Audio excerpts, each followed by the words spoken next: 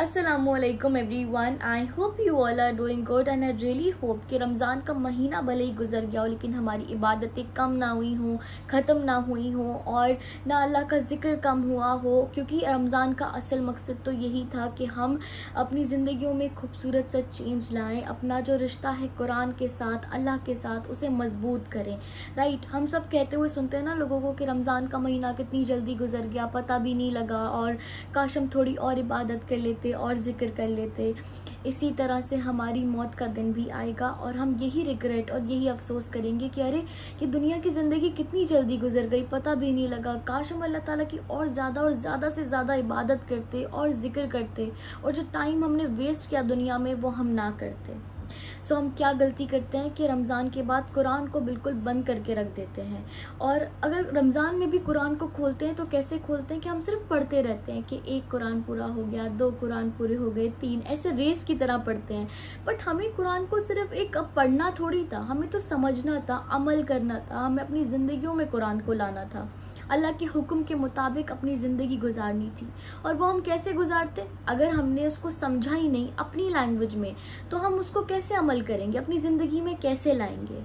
तो मैं आज आप सबके साथ अपनी कुछ फेवरेट आयात कुरान से शेयर करने वाली हूँ, क्योंकि मैं चाहती हूँ कि मैं जितना भी पढ़ रही हूँ स्पेशली ट्रांसलेशन के साथ कुरान, तो वो मैं आप सब लोगों के साथ शेयर करूँ। और मैं आप सबको सजेस्ट भी करूँगी कि अगर आप कुरान पढ़ रहे हैं तो आपको ये वाला कुरान पढ़ना है, the holy Quran with Roman translation. So काफ़ी लोग मुझे इस कुरान के बारे में पूछ भी रहे थे। सो अगर आपके घर के पास कोई लोकल मार्केट हो जहाँ पे कुरान या इस्लामिक बुक्स मिलती हो तो आई गेस वहाँ इजीली आपको ये अवेलेबल हो जाएगा। बट इफ़ नहीं है तो आप अमेज़ॉन पे भी ये सर्च कर सकते हैं, the holy Quran with Roman translation. And मैं इसका लिंक भी आपको इंशाल्लाह शेयर कर दूँगी इंस्टाग्राम पे और यूट्यूब पे भी, तो आप वहाँ से ले सकते हैं। एंड प्लीज़ कोशिश करें कि जब भी अब से आप कुरान पढ़ें तो उसको समझ के पढ़ें और यही वाला कुरान पढ़ें। तो हम शुरू करते हैं आज की आयत जो मैं आप सब लोगों के साथ शेयर करने वाली थी। सो ये जो आयत है ना, ये लाइफ के टेस्ट के बारे में है कि हम सब की लाइफ में कुछ ना कुछ टेस्ट आते हैं, मुश्किलात आती हैं, तो हम लोगों को उनके साथ कैसे डील करना है और अल्लाह सब्र करने वालों के लिए कुरान में क्या कहता है, ये सब चीज़ें हम डिस्कस करेंगे। मैं आप सबके साथ शेयर करने वाली हूँ सूरह बकरा की वर्स नंबर 155 एंड 156। बिस्मिल्लाहिर्रहमानिर्रहीम। वला नब्लुवन्नकुम बिशैइन मिनल खौफि वल जुई व नक्सिम मिनल अम्वाली वल अनफुसी वस्समरात व बश्शिरिस साबिरीन अल्लज़ीना इज़ा असाबतहुम मुसीबतुन क़ालू इन्ना लिल्लाहि व इन्ना इलैहि राजिऊन। अब इसका क्या मतलब है?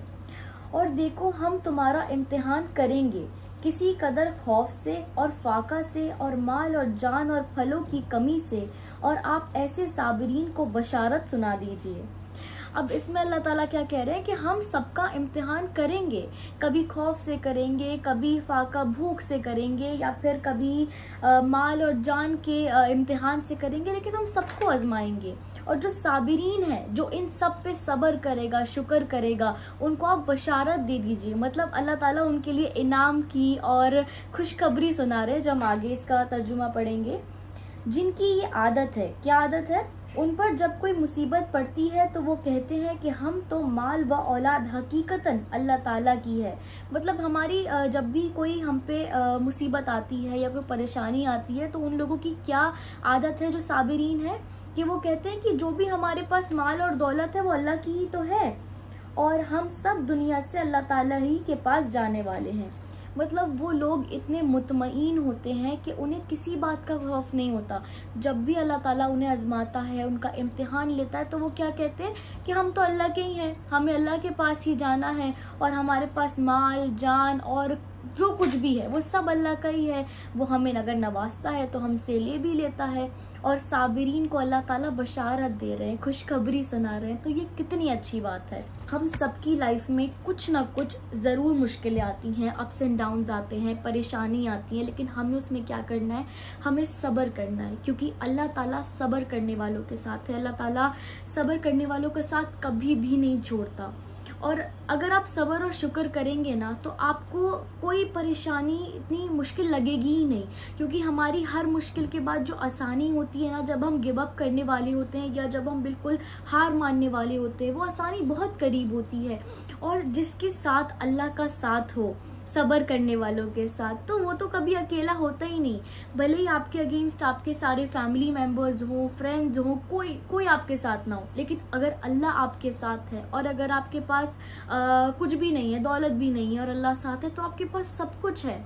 लेकिन अगर आपके पास सब कुछ है, आप बहुत दौलतमंद है, हर शख्स आपसे खुश है, लेकिन अल्लाह आपसे राजी नहीं है और आपकी दोस्ती अल्लाह ताला के साथ नहीं है, तो आपके पास कुछ भी नहीं है, क्योंकि ये सब चीज़ें ख़त्म हो जाने वाली हैं। और हमेशा रहने वाला क्या है? अल्लाह का साथ, अल्लाह की रज़ा। अल्लाह बस हमें उन खुश नसीबों में शामिल कर ले जो उसके नेक बंदे हैं, हमें अपना फेवरेट बंदा बना ले। हमें हमेशा यही दुआ करनी है अल्लाह से।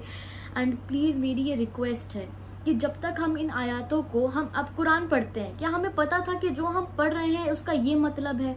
हम कहते हैं कि हम सब्र तो करते हैं, या हम कभी कभी ये भी कहते हैं कि हम अल्लाह ताला से बात करना चाहते हैं, हम चाहते हैं कि अल्लाह हमसे बात करे, राइट? हम नमाज में अल्लाह से बात करते हैं, हम जब दुआ मांगते हैं तब अल्लाह से बात करते हैं, लेकिन कभी कभी हम कहते हैं ना कि हम चाहते हैं कि अल्लाह हमसे बात करे। तो अल्लाह तो हमसे कुरान के थ्रू बात करता है, हम ही कुरान को नहीं खोलते, हमने ही इग्नोर कर रखा है। हम बस पढ़ते जाते हैं, लेकिन जो हम पढ़ रहे हैं, जब तक हम उसको अपनी लैंग्वेज में नहीं पढ़ेंगे तो हम अल्लाह के हुक्म को कैसे अपनी ज़िंदगी में लाएंगे? हम कहते तो हैं कि हम दीन को, अल्लाह को फॉलो करते हैं, ईमान लाए हम अल्लाह पे, लेकिन हम कैसा ईमान लाए कि जब हम शादी करते हैं और जब हम बिजनेस का कोई शुरू करते, कोई डिसीजन लेते, तो हम अल्लाह से पूछते ही नहीं। अब अल्लाह से पूछना कैसे कि जब भी हम कोई नई चीज़ की शुरुआत करने जा रहे हैं, कोई बिजनेस की या शादीशुदा ज़िंदगी की, तो हमें क्या करना है? हमें कुरान खोलना है, हमें पूछना है कि अल्लाह मैं यहाँ स्टैंड करता हूँ या करती हूँ, तो मुझे इस सिचुएशन में, इस मुश्किलात में क्या करना है? मैं इस ज़िंदगी में अपना ये फैसला करने जा रही हूँ और ये बिज़नेस शुरू करने जा रहा हूँ, तो मैं कैसे करूँ? तो आपके हर सवाल का जवाब है कुरान में, हर मुश्किलात का आसानी का जवाब है कुरान में। लेकिन हमें क्या करना है? हमें बस कुरान को खोलना है, अल्लाह ताला से पूछना है, क्योंकि कुरान किसके लिए है? हमारे लिए तो है। अल्लाह हर एक हुक्म जो दे रहा है वो हम सबको दे रहा है, हम सबसे बातें कर रहा है। तो हमें क्या करना है? हमें अल्लाह को सुनना है। हमें जब भी कुरान खोलना है, ये इमेजिन करना है, इमेजिन क्या, ये तो सच है कि जब भी हम कुरान खोलते हैं तो अल्लाह बस हमसे, मुझसे, आपसे मुखातिब है। हमें बस उसके हुक्मों को अपनी ज़िंदगी पे लाना है और उन्हीं पे चलना है। कुरान से अपने रिश्ते को, वो जो डोर होती है ना, उसे मजबूत रखना है और अल्लाह ताला से अपनी दोस्ती को बहुत बहुत मजबूत करना है। क्योंकि अगर अल्लाह की मोहब्बत, अल्लाह की दोस्ती आपको मिल गई है तो आपको सब कुछ मिल गया है। And yes, one more very important thing कि अब हम कहते हैं कि हम सब्र करते करते थक गए हैं, अब जैसे हम गिव अप करने वाले हैं, बिल्कुल हार गए। हम कहते हैं ना कि बर्दाश्त की हद हो गई है अब। तो अल्लाह ने पहले तो कहा कि हम इम्तिहान लेते हैं, इन चीज़ों से लेते हैं, लेकिन अब अल्लाह सूरह बकरा की वर्स नंबर 286 में क्या कह रहे हैं, ये सुनिए। ला युकल्लिफुल्लाहु नफ्सन इल्ला वुसअहा। अल्लाह ताला किसी शख्स को मुकल्लफ नहीं बनाता मगर उसी का जो उसकी ताकत और इख्तियार में हो। अब अल्लाह ये बता रहे हैं कि अल्लाह ताला कभी भी किसी भी रूह को उसकी हद से, उसकी ताकत से, उसकी बर्दाश्त से ज़्यादा नहीं आजमाता है। अल्लाह ताला हमसे इतनी मोहब्बत करता है कि हमें कभी भी उन मुश्किलात में नहीं डालेगा जो हमसे बर्दाश्त ना हो। उन आजमाइशों में हमें वो आजमाइशें हमारी ज़िंदगी में नहीं देगा जो हम बर्दाश्त नहीं कर सकते, या इतनी नहीं देगा जो हम बर्दाश्त नहीं कर सकते। तो वो हमें बता रहा है कि मैं इम्तिहान तो लेता हूँ, लेकिन वो साथ साथ हमें तसल्ली भी दे रहा है कि मैं कभी भी ताकत और बर्दाश्त से ज़्यादा नहीं आजमाता हूँ। सुभान अल्लाह।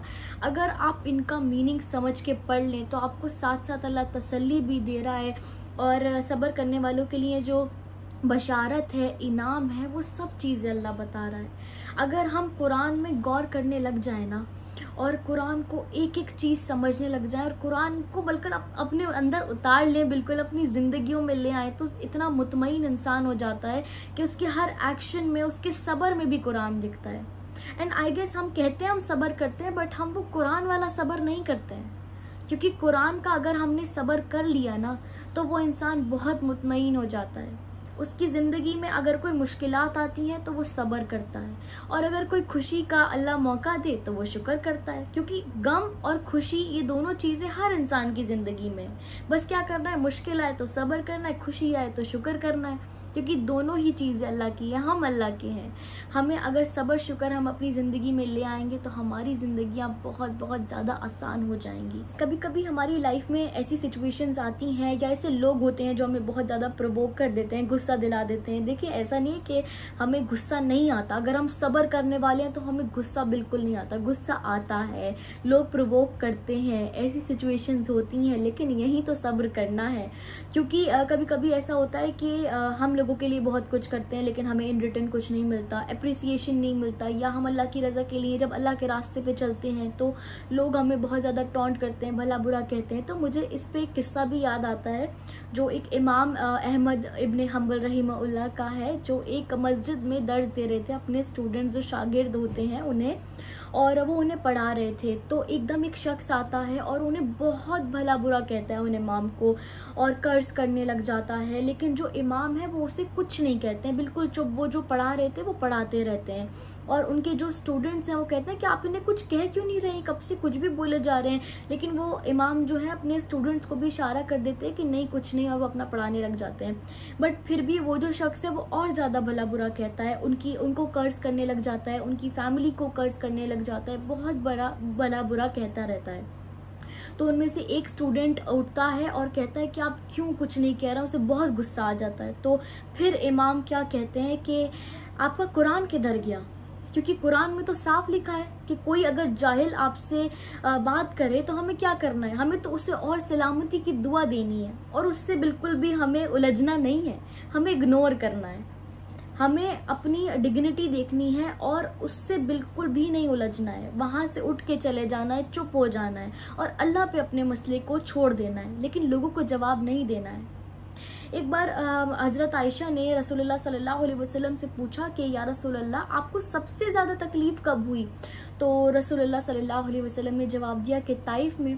तो जब उन लोगों से भी बदला लेने का वक्त आया, ताइफ वालों से जो जिन्होंने इतना बुरा किया हमारे नबी के साथ, तो हमारे नबी ने क्या जवाब दिया कि नहीं, मैं बदला लेने नहीं आया हूँ, हो सकता है इनकी नस्ल में कोई ऐसा आ जाए जो अल्लाह का हुक्म को फॉलो करे और ईमान वाला हो, तो मैं इनसे बदला लेने नहीं आया हूँ, मैं तो माफ़ करने आया हूँ और मैं अल्लाह का मैसेज पहुँचाने आया हूँ। तो उस टाइम तो अल्लाह का हुक्म भी शामिल था, फरिश्ते भी हाजिर थे, लेकिन हमारे नबी ने क्या किया, उन्हें माफ़ किया और उनसे बदला नहीं लिया।